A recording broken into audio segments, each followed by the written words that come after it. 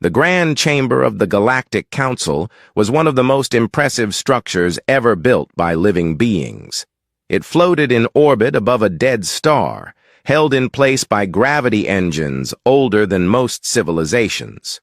The walls were made of a pale crystal that caught light and bent it into soft colors. The seats were arranged in wide, curving rows, each one built to fit the unique body of a different species. Tall ones, short ones, ones with too many legs, and ones with none at all. The 47 species, 47 voices, one council. But on this particular day, the chamber was not impressive. It was terrified. High Arbiter Sakaveth stood at the center podium. She was an insectoid being, roughly 2 meters tall, with 4 thin arms and large compound eyes that could see in almost complete darkness. She had served on the council for 60 years. She had seen wars, plagues, and the collapse of 3 civilizations. She was not, by any definition, an easy creature to frighten. She was frightened now. She tapped the control panel in front of her and brought up the star map. The holographic display filled the center of the chamber with a slowly spinning image of the Milky Way galaxy, marked with hundreds of colored points of light. Most of the lights near the outer rim were red. Red meant fallen. Red meant gone. The Vreth Dominion has taken 42 star systems in the last 8 months, she said. Her voice was calm, but the other delegates could hear the effort it took to keep it that way.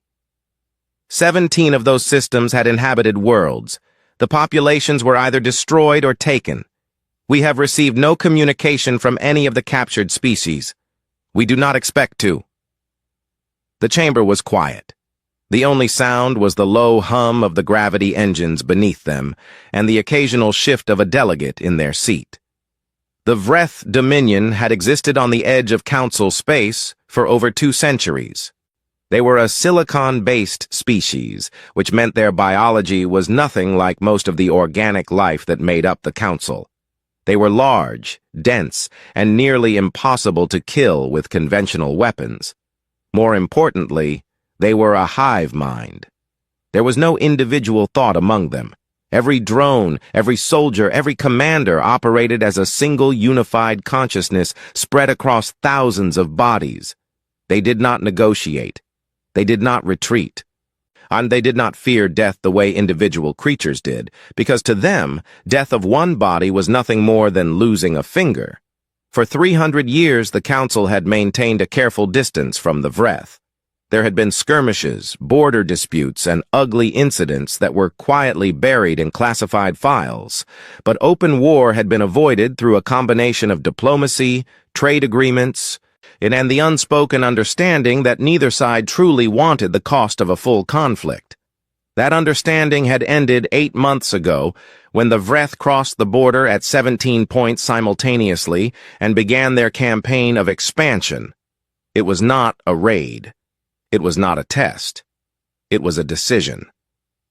The hive mind had decided it was time to grow, and nothing the Council had done since then had slowed it down. 3 Council fleets had been destroyed. A 4th was retreating. The combined military of 47 species, with all their warships and weapons and centuries of tactical knowledge, was losing. A tall, pale delegate from the Velhari species rose slowly from his seat. The Velhari were an old race. They had been part of the Council since its founding, and they had a reputation for being cautious and wise. His name was Elder Thalviel, and he had been alive for over 300 years. "We must discuss the matter of the border worlds," he said quietly. And several delegates shifted uncomfortably.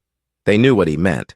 Sakaveth brought up a smaller section of the star map, the outer rim, the border between Council space and the expanding Vreth front. There, sitting in a small and relatively unremarkable corner of the map, was a single blue-green world and its surrounding colonies. The system was labeled with a simple name that most Council members had seen in intelligence reports, but never thought much about. Earth. The human territories sit directly in the projected path of the Vreth advance, Skaveth said. Based on current movement patterns, the Vreth will reach human space within 6 to 9 months. Then we warn them, said a delegate from the Korathi, a squat, gray-skinned species known for their blunt thinking. We tell them to evacuate their border colonies and stay out of the conflict. They are a young species, barely 400 years into space travel. They have no significant military force, no fleet worth mentioning, and no experience with a war of this scale. They would be crushed. Several delegates nodded in agreement. It seemed like the obvious answer. But Elder Thalviel did not sit down. He stood very still, his pale eyes fixed on the glowing dot that represented Earth, and he said nothing for a long moment. "You want to say something?" Sakaveth said, watching him. I want to say something that most of you will think is foolish," Thalviel replied. "But I have been on this council long enough to know that foolish warnings are sometimes the most important ones." He paused. "I have read the full intelligence files on humanity, not the summary reports, the full files, the history, the behavior patterns, the conflict records." He paused again. "Every species in this chamber has fought wars. We know what war looks like. We know how it starts, how it progresses, and how it ends. Humans have a different relationship with conflict than any species I have ever studied." "Different how?" asked the Karate delegate. Thalviel finally looked away from the star map and turned to face the chamber. "They do not fight to survive," he said. "They fight to win. And there is a difference. When most species face a threat that is larger and stronger than them, their instinct is to find a way to endure, to outlast, to survive. Humans look at a larger and stronger threat and ask how to destroy it." He let that sit for a moment. "They have a word for it. Stubbornness. They consider it a virtue." The chamber was quiet again. "You are suggesting we should not approach them?" Iskaveth asked. "I am suggesting we should be very careful how we approach them," Thalviel said. "If we tell them to stay out of this war, they may listen. But if something gives them a reason to enter it, there will be no force in this galaxy capable of giving them orders." He looked back at the star map one last time. "And I am not certain that is a situation anyone in this room wants to create." The debate that followed lasted 9 hours. It covered everything from formal requests to forced evacuations to information blackouts. By the end of it, the council had reached a decision. They would send a liaison to Earth. They would be polite. They would be careful. And above all else, they would make absolutely sure that humanity had no reason to get angry. Standing in the corridor outside the chamber afterward, a junior intelligence officer named Oru Vael heard Elder Thalviel say one last thing to a colleague in a low voice. "Pray that the Vreth do not touch even one of their people," Thalviel murmured. "Because if they do, the Council's biggest problem will no longer be the Vreth." Oru Vael noted it down in his report. At the time, he thought it was the old diplomat being dramatic. Later, he would understand that Thalviel had been the only one in that room who truly knew what was coming. Oru Vael had never been to Earth before. Not many council members had. It was considered an unimportant posting. A quiet world on the edge of explored space, populated by a young species that had only recently figured out faster-than-light travel. They're the kind of place senior diplomats avoided and junior officers were sent to when no one needed them anywhere important. Oru Vael was a junior officer. So here he was. He was Thalani, which meant he had hollow bones, a light frame, and feathers along his arms that served no purpose for flight anymore but still ruffled when he was nervous. They were ruffling a great deal as his shuttle broke through Earth's atmosphere and began its descent toward the landing coordinates he had been given. And he had read the briefing files on the flight over 3 times. Humanity, Class 4 civilization. Approximately 11 billion individuals spread across their home world, and several dozen colonies. Estimated military capability, moderate. Technological level, competent, but unremarkable. Cultural assessment, aggressive, emotional, and unpredictable. Recommended approach, firm but polite. Make the request clearly. Do not leave room for argument. It had all sounded straightforward. And then his shuttle landed, and a woman walked out to meet him. She was human, which meant she was shorter than he expected and had no visible adaptations for anything. No armor plating, no enhanced sensory organs, no physical features that suggested she was built for conflict. She had dark brown skin, short gray hair, and eyes that looked at him with the kind of calm focus that Oruvael usually only saw in creatures that had been in a great many dangerous situations and had stopped being impressed by them. Her name, she told him, was General Yara Okafor. She was the head of United Earth Defense Command. She shook his hand, a human greeting gesture that he had read about but still found slightly strange, and told him that she had been expecting someone from the council for about 3 weeks now. And that stopped him immediately. "You were expecting us?" he asked. "We've been tracking the Vreth advance for 6 months," she said simply, and turned to lead him inside. The building she brought him into was not what he had imagined. He had expected something modest. What he found was a deep, wide operations center that stretched across several underground floors. The walls were covered in screens. The screens were covered in data. Hundreds of humans moved between workstations talking, typing, pointing at displays, and arguing with each other in the focused and slightly too loud way that Oruvael was quickly learning was simply how humans communicated. He stopped walking and stared. He had been told humanity had no significant military infrastructure. Whoever had written that report had been very, very wrong. General Okafor noticed him staring.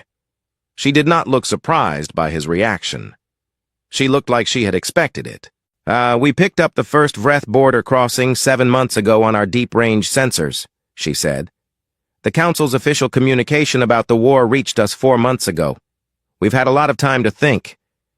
She led him to a central briefing room and sat him down in front of a display that showed the entire Vreth advance mapped out in precise detail.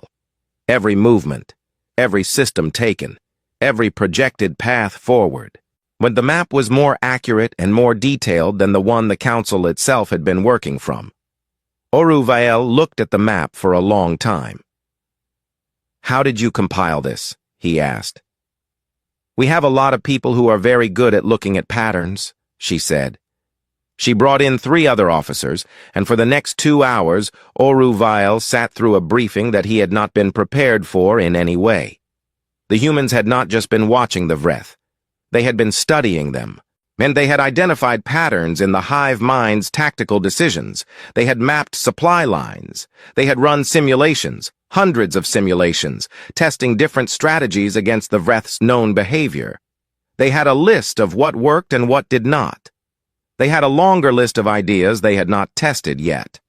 At one point, 2 of the officers started arguing loudly about the best way to disrupt a hive mind communication network. Oruvael watched them go back and forth, cutting each other off, drawing diagrams on a board, disagreeing completely, and then suddenly, without warning, landing on a combined idea that was better than either of their original positions. The whole exchange took about 4 minutes. They moved on immediately, as if that was just how thinking was supposed to work. Oruvael had attended Council strategic sessions that took 3 weeks to produce worse results. When the briefing ended, General Okafor walked with him down a long corridor toward his guest quarters. It was late in the local day cycle. Through the windows, he could see the sun setting over a city that was still fully lit and fully active. Humans, he was beginning to understand, did not slow down very much. "I was sent here to advise you to stay out of the conflict," Oruvael said carefully. "To recommend that you evacuate your border colonies and avoid drawing the attention of the Vreth." Okafor was quiet for a moment. I know, she said. The Council is concerned that humanity is not equipped for a conflict of this scale, he continued, following his briefing script as best he could. The Vreth are unlike any enemy you have encountered. Their hive mind makes them resistant to psychological pressure, difficult to intimidate, and incapable of being divided by internal disagreement, Okafor said calmly. Yes, we know. That's in our files, too. He stopped walking. Then you understand why the Council believes. I understand what the Council believes, she said. She stopped too and looked at him directly. She had a way of doing that, he noticed, that made it feel like she was looking through a thing rather than at it. What I'm not sure the Council understands is what happened the last time someone destroyed a human settlement and expected us to do nothing about it. She did not say it as a threat. She said it the way someone states a fact about the weather. Matter of fact. Calm. Which somehow made it worse. Oruvael filed his first report to the Council that night. He wrote carefully. He described the operations center. He described the briefing. He described the quality of human strategic analysis. And he described General Okafor. Then he added a personal observation at the end, which was slightly outside his official duties, but which he felt was necessary. He wrote, "The humans are not afraid. I have spent the entire day looking for signs of it, and I cannot find any. I do not yet know if this is because they do not understand the scale of the danger, or because they have a different relationship with danger than any species I have encountered. I will continue to observe. I would recommend, however, that the Council refrain from any action that these people might interpret as an insult or a dismissal. I cannot fully explain my concern. I simply feel it is important." He sent the report and sat for a while in the quiet of his room, listening to the distant sound of the city outside. Humans were still moving out there, still talking, still working. 3 days later, while he was still on Earth trying to carefully deliver the Council's message, a Vreth fleet found the small human colony station known as Waypoint Callisto 7 on the edge of the Outer Rim. 12,000 people, gone. The message that General Okafor received in the middle of the night was short. She read it, set down her communication device, and sat completely still for almost a full minute. Then she stood up, straightened her uniform, and walked to the operations center. Oruvael, woken by the alert signals spreading through the facility, arrived just in time to hear her speak to her assembled command staff in a voice that was perfectly steady. "Begin full mobilization," she said. "All fleets, all yards, all reserves." She looked up at the star map on the wall. "We're going to need everything." No one argued. No one hesitated. They simply moved. Oruvael stood in the doorway of the operations center and felt his feathers go very, very still. He sent a second report to the Council immediately. It contained only one line. I believe Elder Thalviel was right." The Council received Oruvael's second report. At the same time, they received the Vreth's own transmission about the destruction of Waypoint Callisto 7. The Vreth did not send the transmission as an apology or an explanation. They sent it the way a larger animal leaves a mark on a tree, a simple statement of presence, a signal that said, "We go where we wish, and no one stops us." And the Council's emergency session that followed was loud and long and deeply unpleasant. Several delegates argued that the destruction of Callisto 7 was unfortunate, but ultimately a matter between humanity and the Vreth, and that the Council should not escalate by taking sides.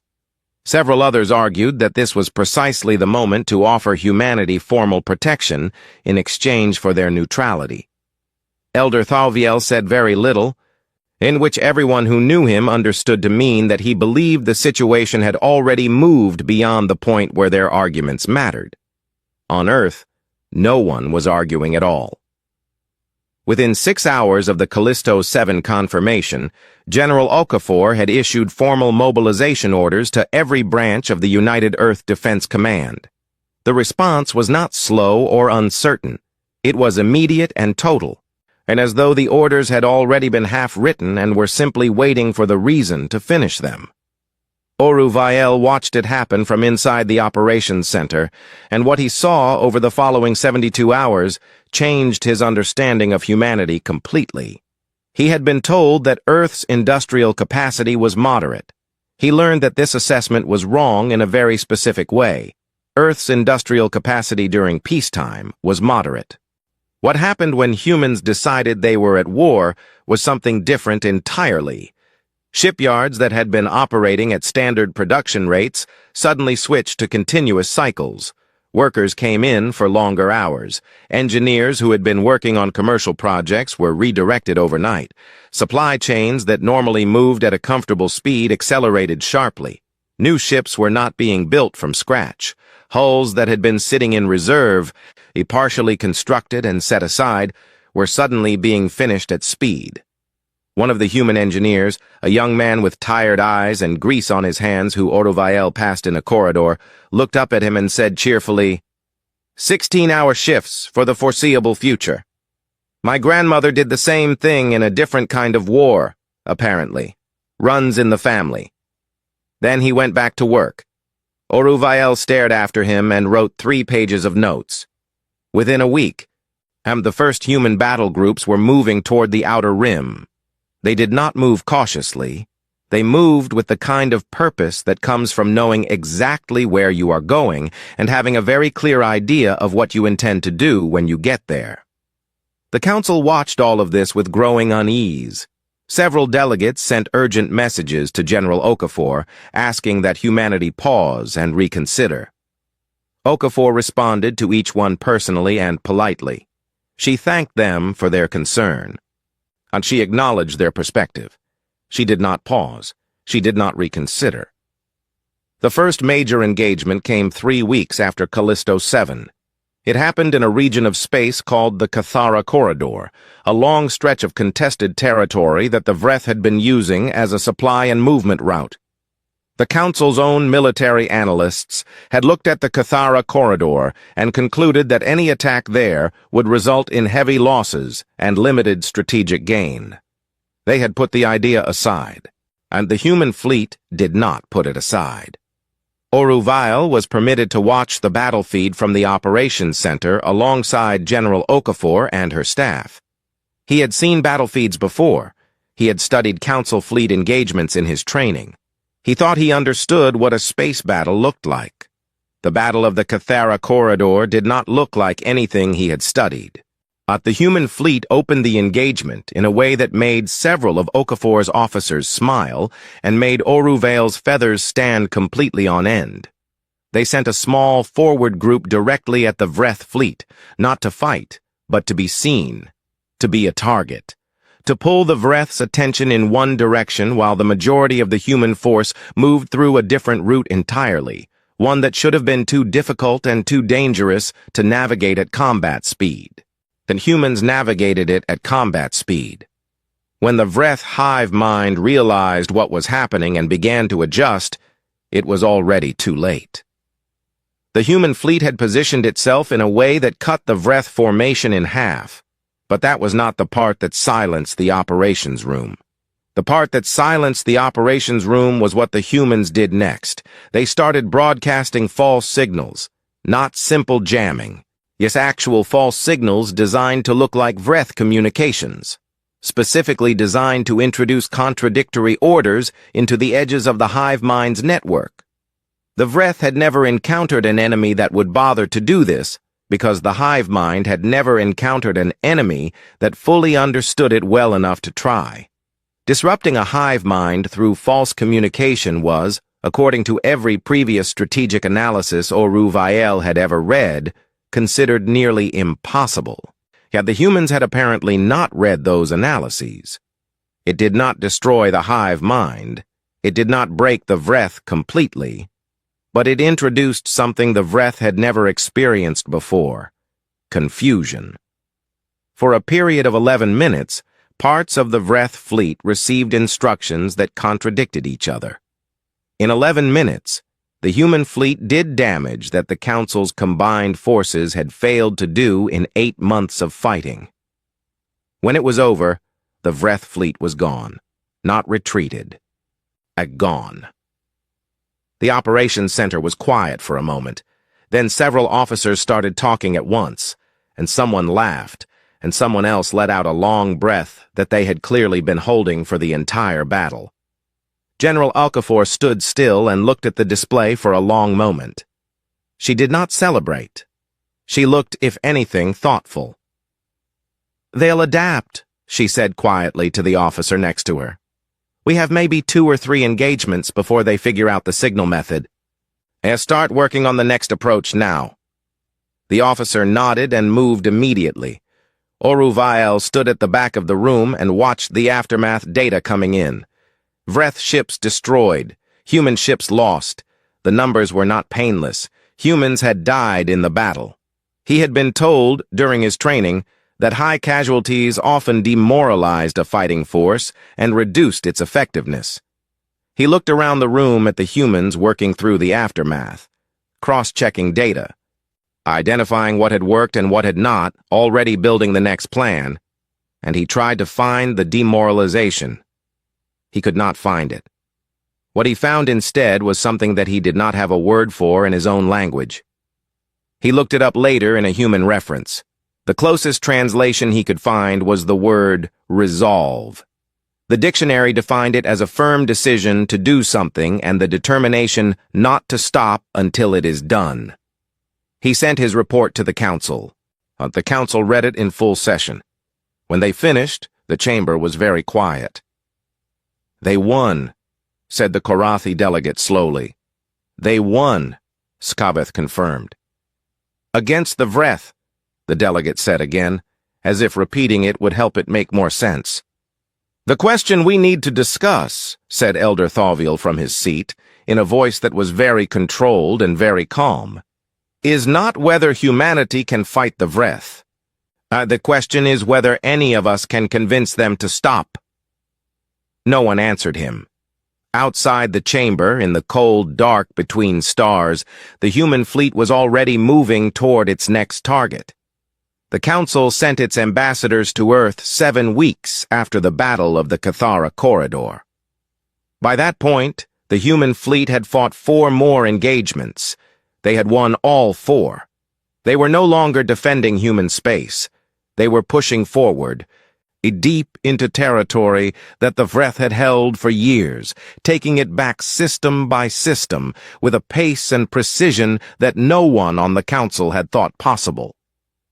The delegation that arrived on Earth was the most senior the council had ever assembled for a single visit. Elder Thalviel led it himself. 3 other high-ranking delegates came with him. They brought formal gifts, carefully prepared speeches, and a proposal that had taken 2 weeks of council sessions to draft. General Okafor met them in a conference room on the upper floor of Earth's Defense Command headquarters. The room had large windows that looked out over a city. The sky was clear and blue, the same shade of blue that appeared in hundreds of council database images of Earth, though looking at it in person was different. It was very bright, very open. She served them tea, an actual human tea ceremony, simple and unhurried, which Thalviel later described in his personal notes as the most quietly confident diplomatic gesture he had ever witnessed. She was not nervous. She was not trying to impress them. She simply made the tea and sat down and waited for them to speak. The lead ambassador cleared his throat and began the prepared speech.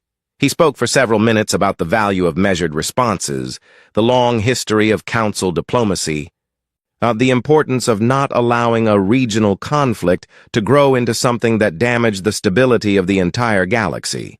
He was very eloquent. The speech was very good. General Okafor listened to all of it without interrupting. When he finished, she was quiet for a moment. "You want us to slow down," she said. "We want you to consider the larger picture," the ambassador replied carefully. "The larger picture," she repeated. She set her cup down. 12,000 people died on Callisto 7. Now, our border colonies have been living under evacuation alerts for 2 months. 3 of our allied trading partners in the Outer Rim were conquered by the Vreth before we entered this war. and their populations are still unaccounted for. She looked at the ambassador calmly. What part of the larger picture am I missing? The ambassador tried a different angle. He spoke about the risks of overextension, about the unpredictability of prolonged conflict, and about the Vreth's capacity to adapt and the danger of pushing them to desperate measures. Thauviel, who had said nothing so far, watched General Okafor's face during all of this. He was very old, and he had spent most of his life reading people. What he saw in her expression was not anger and not stubbornness. It was something much simpler. She had already thought about everything they were saying. She had thought about it more carefully than they had. And she had made her decision before they walked into the room. "General," Thauviel said quietly, interrupting his own colleague, "may I ask you something directly?" She looked at him. "Please, what is it you actually intend to do?" She was quiet for a moment. Then she said very plainly, "We intend to end it, not push them back, not negotiate a border. End the threat, completely." She paused. "The Vreth attacked our people. They didn't make a political calculation that went wrong. They didn't misjudge our response. They simply decided that our lives were worth less than their expansion. That's not something you can fix with a border treaty. The only way to make sure they never do it again is to make sure they can't." The room was silent. "We are not asking you to stop entirely," the ambassador said, trying to recover. "Only to pause, to allow diplomacy to—" "With respect," Okafor said, "the Vreth don't do diplomacy. They do decisions. They decided to expand. The only language that changes a decision like that is a bigger decision going the other way." The delegation left that afternoon without an agreement. Thauviel was the last to go. At the door, he turned and looked at her for a moment. "You know that half the council is more frightened of you right now than of the Vreth," he said. "I know," she said. "Does that concern you?" She thought about it honestly. It concerns me that they let the Vreth take 42 systems before anyone did anything about it," she said. "When you fix that problem, let me know. I'll worry about the other one then." Thauviel nodded slowly and left. Oruvael had not been in that meeting. He had been embedded with a forward human unit near the Outer Rim for the past 3 weeks, a posting he had requested himself. His official reason was to provide council oversight. His real reason was that he no longer trusted briefing reports to tell him the truth about humans. He needed to see them directly. He had seen a great deal. He had seen human soldiers operate for 36 hours without meaningful rest and still make good decisions under pressure. He had seen them develop new tactical approaches in the middle of active operations, adapting to Vreth responses in real time in ways that should not have been possible without long planning sessions. And he had seen them work with a kind of focused intensity that never seemed to burn out completely. But the thing he kept coming back to, the thing he could not explain in any report, was something else. It happened after a battle near a small liberated colony world called Seran's Point. The fight had been hard. Several human soldiers had been killed. When it was over and the surviving unit gathered, one of the soldiers, a young man who could not have been more than 25 years old, sat down on the ground and put his face in his hands and cried. Not quietly, openly, with no apparent shame. No one told him to stop. Several of his fellow soldiers sat down near him. One put a hand on his shoulder. Another said something low and quiet that Oruvael couldn't hear. After a few minutes, the young man wiped his face, stood up, and went back to his duties. Oruvael had written about this in his notes, and then stared at what he had written for a long time. Among the Thalani, public emotional expression in a military context was considered a sign of weakness. Among most council species, soldiers were trained to suppress grief until it could be processed privately. It made them more efficient, more controlled. He watched the young soldier go back to work, focused, capable, present. And he realized that he was looking at something his training had told him was a weakness, But that was, in practice, the opposite. These humans carried their grief openly, put it down when they needed to, and kept moving. They did not bury it or deny it. They held it and still functioned. He did not know what to call that. He spent several days trying to find the right word for his report. Then, on the third day after Saren's point, something happened that made the word irrelevant. A wounded Vreth drone had been captured in the aftermath of the battle. It was badly damaged. It could not communicate or function as a full hive mind node. In every practical sense, it was harmless. Most Council military doctrine called for destroying captured Vreth in the field. There was no known way to imprison a hive mind fragment, and keeping it alive served no strategic purpose. Oruvael watched as the same young soldier who had cried after the battle brought water to the captured drone. The creature that had, days earlier, been trying to kill him and everyone near him. The drone could not drink. Its biology was wrong for it. But the humans stayed with it anyway, sitting a few feet away, not talking, not doing anything in particular, just being there. Because it was alive, and it was suffering, and apparently that was enough reason. Oruvael wrote his final field report that night. He wrote about the tactics and the mobilization numbers and the strategic situation because those things were required. Then, at the end, he wrote the personal observation that he had been trying to put into words for weeks. He wrote, "I have been looking for what makes humans dangerous. I have found it. It is not their weapons or their numbers or their tactical creativity. It is that they feel everything, and it does not stop them. They grieve, and they fight, and they show mercy to their enemies, and they go back to work. I do not know what you do with a species like that. I do not think you fight them. I do not think you contain them. I think you simply have to hope that you are never their enemy. And I genuinely think, that we should be deeply grateful they are capable of being something other than that." He sent the report. Far away, in the Vreth's central command network, the hive mind was doing something it had not done in 3 centuries. It was looking for a way out. The message from the Vreth Dominion arrived at the Galactic Council's communication center on a quiet Tuesday morning. It was not a battle report or a territorial claim. It was not a threat or a demand. It was something that no living member of the Council had ever seen from the Vreth in all their centuries of existence. It was a request. The hive mind wanted to talk. The Council chamber filled faster than it ever had before. Delegates arrived, still pulling on their formal robes, having been woken or interrupted in the middle of other things.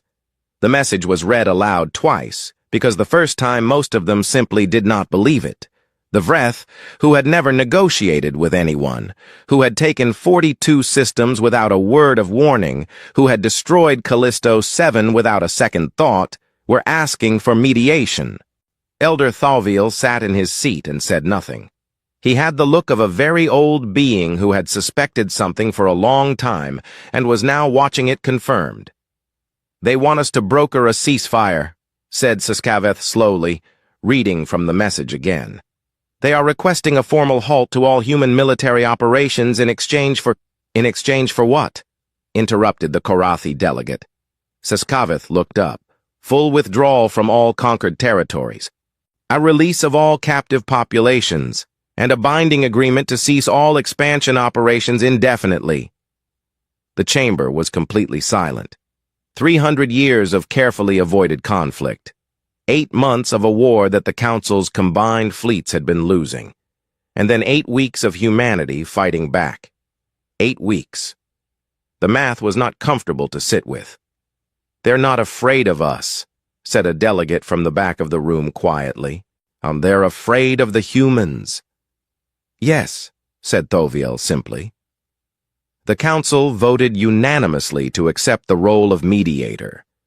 It was the fastest unanimous vote in the body's history. No one wanted to be the delegate who delayed the end of this war by even an hour, not because they were concerned about the Vreth, But because every day the war continued was another day the human fleet advanced further, grew stronger, and became harder to imagine ever asking to stop. And the ceasefire negotiations took 11 days. They were conducted through the Council as intermediary because the Vreth refused direct communication with humanity, not out of pride, Thoviel suspected, but out of something closer to instinct. The hive mind had encountered an enemy it could not process, and it wanted a barrier between itself and that enemy for as long as possible. The humans accepted the intermediary arrangement without complaint. General Okafor reviewed every draft of every clause and sent back quiet, precise notes. She did not posture. She did not make demands beyond what was necessary. She asked for 3 things: full Vreth withdrawal, full accounting of all captive populations, and a monitoring system that would verify compliance over the following decade. She did not ask for punishment. She did not ask for reparations. One of the council negotiators, somewhat surprised by this, asked her privately why she was not pressing for more while she had the leverage. "Because we got what we came for," she said. "The people are coming home. The threat is gone. That's enough." The negotiator went away and thought about that for a long time. The ceasefire was signed on a neutral station in the outer edge of council space. Representatives of all 47 council species were present. A small human delegation stood on one side of the room. For the Vreth's diplomatic proxies, a species they had previously conquered and used as intermediaries, stood on the other. They did not look at each other. When it was done, the war was over. In the weeks that followed, the Council held a formal session to address humanity's position in the galactic order. It was, by any honest assessment, long overdue. See, humanity had been a Class 4 civilization with observer status, permitted to attend certain council discussions, but not to vote or hold formal seats. That status had been assigned based on their age as a spacefaring species and their relatively modest profile up until very recently. Their profile was no longer modest. The vote to grant full council membership to humanity passed with 44 votes in favor and 3 abstentions. No votes against. But the 3 abstentions came from species who were simply too frightened to vote either way, which Thoviel considered, in its own manner, a kind of tribute. The ceremony was held in the Grand Chamber. It was a formal occasion, with the full traditional regalia and the ancient protocols that the Council had used for every membership induction in its history. The chamber was filled to capacity. Every delegate was present. The galleries above were packed with observers from dozens of worlds.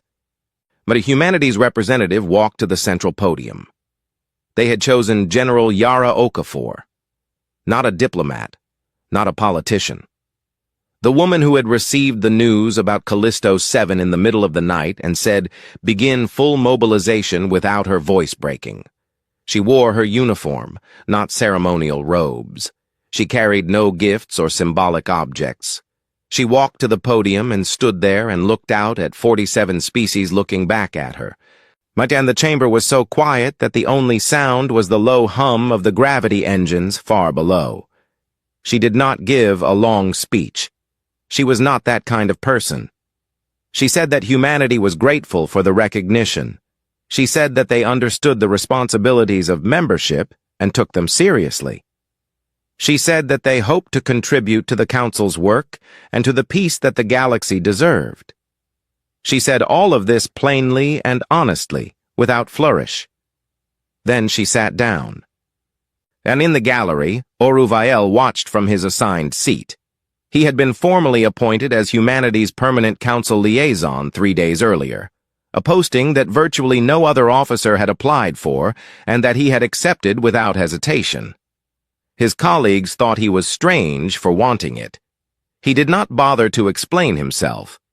The elderly Velhari delegate, who had been seated next to him throughout the ceremony, leaned over.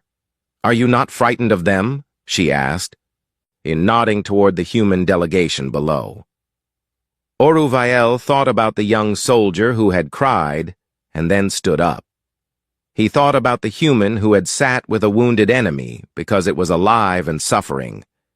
He thought about General Okafor making tea with steady hands for a room full of people who had come to ask her to stop winning. He thought about the word resolve, which he had looked up in a human dictionary weeks ago and had not stopped thinking about since.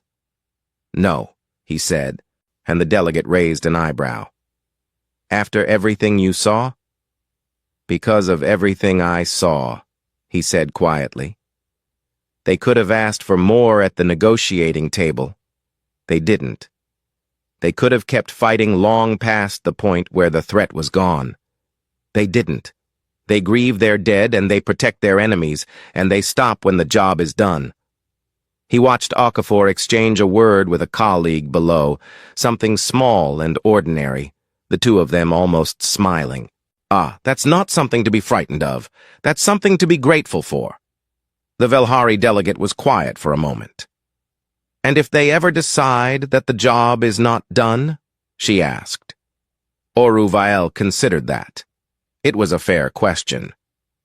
"Then I would suggest," he said carefully, "that the galaxy make very sure never to give them a reason to think that." Below them, General Okafor set her briefing folder on the council table and looked out at the chamber. At the 47 species watching her. At the long history of a galaxy that had tried to keep humanity small and quiet and far from the center of things. She looked back at all of them calmly, and she smiled. It was a small smile, a real one. The kind that meant she knew exactly where she was and exactly what it had taken to get there, and was not even for a single moment, sorry about any of it. The gravity engines hummed beneath the station. The stars burned beyond the crystal walls. No, somewhere in the outer rim, liberated worlds were beginning the slow work of rebuilding. Somewhere in Vreth space, a hive mind that had never known defeat was sitting with a feeling it had no name for.